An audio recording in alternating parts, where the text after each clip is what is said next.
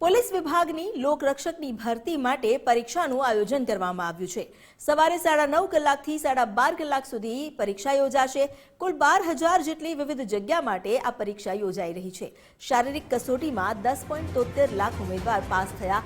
હવે આ 10.73 લાખ પૈકી 2.49 લાખ ઉમેદવાર લેખિત પરીક્ષા આપશે। અમદાવાદ, સુરત, વડોદરા અને રાજકોટમાં પરીક્ષાનું આયોજન કરવામાં આવ્યું છે। સાથે સાથે ભાવનગર, આણંદ અને ગાંધીનગરમાં પણ પરીક્ષા કેન્દ્ર છે। કુલ 825 શાળા પર પરીક્ષાનું આયોજન કરવામાં આવ્યું છે।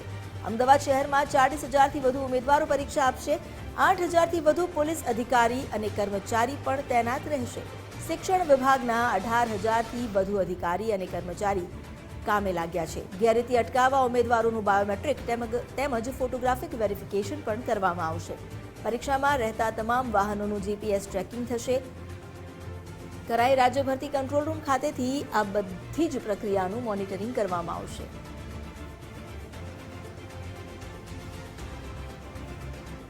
અમારી સાથે જોડાયા છે સંવાદદાતા અર્પિત દરજી।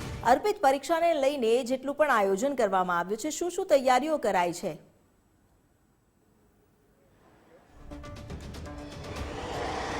ફૂલ પ્રૂફ બંદોબસ્ત આ પરીક્ષા માટે કરવામાં આવ્યો છે, કેમ કે લાંબા સમય પછી એલઆરડીની 12,000 જેટલી જગ્યાઓ માટે આ પરીક્ષા લેવામાં આવી રહી છે, જેને લઈને જે પરીક્ષા લેનાર એજન્સી છે એના દ્વારા પણ સતર્કતા રાખવામાં આવી રહી છે। હાલ પરીક્ષા કેન્દ્ર પર છું, નવરંગપુરા વિસ્તારની નવરંગ સ્કૂલ આવેલી છે।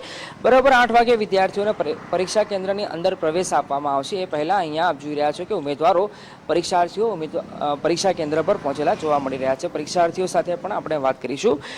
આપ ક્યાંથી આવો છો, આપનું નામ શું છે અને કેટલો આત્મવિશ્વાસ આ પરીક્ષાને લઈને? હું સુરતથી આવું છું, મારું નામ નદીમ અંસારી છે। હું મારા અંદર એકદમ ખાતરીપૂર્વક અહીંયા આવ્યું છું। તો આપ જોઈ રહ્યા છો આ પરીક્ષા કેન્દ્ર છે। પરીક્ષામાં કોઈ બાંધછોડ ન રહી જાય, એકદમ શાંતિપૂર્ણ માહોલમાં પારદર્શક રીતે પરીક્ષા લેવાય એ માટે દરેક પરીક્ષા કેન્દ્ર પર 9 જેટલા પોલીસકર્મી, જેમાં પીએસઆઈનો પણ સમાવેશ થાય છે, જ્યારે કેટલાક પરીક્ષા કેન્દ્રો પર પીઆઈ પણ હાજર રહેવાના છે અને આ પરીક્ષા શાંતિપૂર્ણ રીતે પૂર્ણ થાય એનો ખાસ વ્યવસ્થા પણ કરવામાં આવી રહી છે।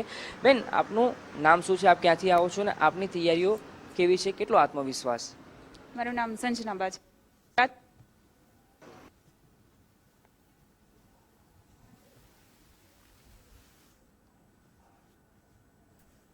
કઈ સિસ્ટમ હોય છે? ઓએમઆર સિસ્ટમથી આખી આ પરીક્ષા લેવામાં આવનાર છે।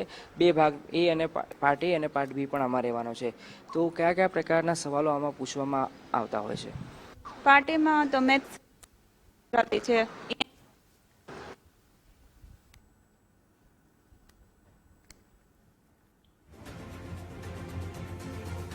તો પોલીસ વિભાગની લોકરક્ષક દળની જે પરીક્ષાનું આયોજન કરવામાં આવ્યું છે, લગભગ 2.5 લાખ જેટલા ઉમેદવારો આજે પરીક્ષામાં ઉપસ્થિત રહેશે અને તેને લઈને તમામ તૈયારીઓ પણ કરી લેવામાં આવી છે। કોઈ પણ પ્રકારની ગેરરીતિ ન થાય તે માટે પોલીસ વિભાગ પણ સજ્જ છે। આ ઉપરાંત શિક્ષણ વિભાગે પણ એટલો જ સહયોગ આપ્યો છે।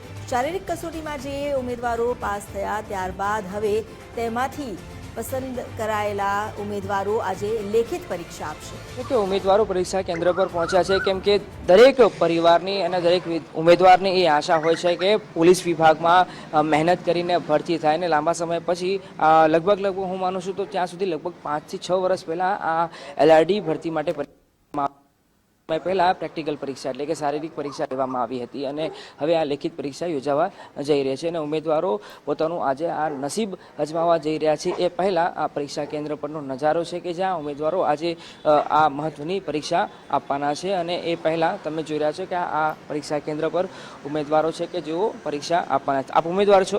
અચ્છા, તો આપ ઉમેદવાર છો? તો આ પરીક્ષા કેન્દ્ર પર પરીક્ષા આ ઉમેદવારો આપવા જઈ રહ્યા છે। બેન, તમે પરીક્ષા આપવા જઈ રહ્યા છો, કેટલો આત્મવિશ્વાસની આ પરીક્ષાને લઈને? ક્યાંથી આવો છો તમે? વિસનગરથી। કેવી તૈયારીઓ, કેટલા સમયથી તૈયારીઓ કરી રહ્યા પરીક્ષાની તમે તૈયારી કરતા હતા? 1.5 મહિનાથી। શું લાગે છે આ પરીક્ષાને લઈને આજે કેટલા તૈયાર છો તમે? થોડી ઘણી મૂંઝવણ પણ ઉમેદવારો અનુભવી રહ્યા છે, કેમ કે આ મહત્વની પરીક્ષા રહેતી હોય છે। આ બહેનો છે, એમની સાથે પણ આપણે વાત કરવાનો પ્રયાસ કરીશું। બેન, તમે ક્યાંથી આવો છો? ભૂલબડા। હા તો કેટલો આત્મવિશ્વાસ આજની પરીક્ષાને લઈને, કેમ કે દરેકના પરિવારની આશા અપેક્ષા હોય, સપનું હોય કે પોલીસ વિભાગમાં સરકારી નોકરી મળે, અને એના માટે તમે નસીબ અજમાવવા જઈ રહ્યા છો. ફૂલ આત્મવિશ્વાસ છે કે પાસ થઈ જ જઈશ અને ફૂલ તૈયારી કરેલી છે, એટલે મારા પપ્પાનું અને મારું સપનું છે એટલે હું પૂરું કરીને જ જઈશ. છેલ્લી ઘડીની તૈયારી પણ તમે કદાચ કરી રહ્યા છો, જે પોઈન્ટર કરંટ અફેર્સ છે ને એનું ખાલી લાસ્ટ એકવાર નજર ફેરવું એમ, એટલે મેં કીધું પોઈન્ટરો હશે, બધા પોઈન્ટ હશે મતલબ. હા પોઈન્ટ ખાલી. બેન, તમારું શું નામ છે ને તમે આ પરીક્ષા આપવા આજે જઈ રહ્યા છો? કેટલો આત્મવિશ્વાસ પરીક્ષાને લઈને? ક્યાંથી આવો છો તમે? ભાવનગરથી. શું નામ છે અને કેટલા સમયથી તમે પરીક્ષાની તૈયારી કરતા હતા? હું 2-3 વર્ષથી તૈયારી કરું છું ને હમણાં કાંઈ ગ્રાઉન્ડ પાસ કર્યું નથી, આ વખતે જ ગ્રાઉન્ડ પાસ કર્યું છે, એટલે તૈયારી કરી રહ્યા છીએ. આપનું શું નામ છે અને ગ્રાઉન્ડ પાસ કરી લીધું એટલે થોડો ઘણો આત્મવિશ્વાસ તો વધ્યો હશે? તો છે, આત્મવિશ્વાસ તો છે. 2-3 વર્ષથી મહેનત કરું છું. આપ જોઈ રહ્યા છો, આ ઉમેદવારો છે ગ્રાઉન્ડ એટલે કે જે શારીરિક કસોટી હોય છે, એ શારીરિક કસોટી પાસ કર્યા પછી આજે પોતાનું નસીબ અજમાવવા જઈ રહ્યા છે. અને 12,000 જેટલી જગ્યાઓ છે, એ 12,000 જેટલી જગ્યાઓ માટે આ લગભગ 2,47,000થી વધારે ઉમેદવારો પરીક્ષા આપવા જઈ રહ્યા છે. અને પરીક્ષા કેન્દ્ર પર આ ઉમેદવારો પહોંચ્યા છે. બરાબર 8 વાગે પરીક્ષા કેન્દ્ર પર આ ઉમેદવારોનો પ્રવેશ આપવામાં આવશે. 8 વાગ્યાથી લઈને 8:45 સુધીનો સમય છે. એ 8:45 સુધી ઉમેદવારોને પરીક્ષા કેન્દ્ર પર અંદર લઈ જવામાં આવશે, અને એ પછી પરીક્ષા કેન્દ્ર પર કોઈને પ્રવેશ આપવામાં નથી આવવાનો. બેન, તમે ક્યાંથી આવો છો અને કેટલો આત્મવિશ્વાસ આ પરીક્ષાને લઈને? અમે રાધનપુરથી આવીએ છીએ અને સારો આત્મવિશ્વાસ છે કે અમે પાસ થઈએ, કેમ તૈયારી સારી છે.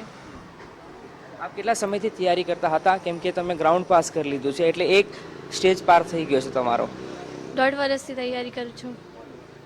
ગ્રાઉન્ડ પાસ થઈ ગયો એટલે થોડો ઘણો આત્મવિશ્વાસ પણ વધ્યો વધી ગયો. હા, થોડો વધી ગયો આત્મવિશ્વાસ. ત્યાં 10 લાખ ઉમેદવારો હતા, એની સાથે કોમ્પીટ કરીને તમે આ 2 લાખની અંદર પહોંચી ગયા છો. હા, આત્મવિશ્વાસ વધી ગયો છે. તો આ વિદ્યાર્થીઓ એટલે કે ઉમેદવારો જેટલા અહીંયા આવ્યા છે, તમામમાં આત્મવિશ્વાસ જોવા મળી રહ્યો છે. બરાબર 9:30 વાગે આ પરીક્ષાની શરૂઆત થવાની છે. એ પહેલા પરીક્ષા કેન્દ્ર પર ઉમેદવારો આવી રહ્યા છે. જી અર્પિતા, આભાર આપનું જાણકારી આપવા માટે.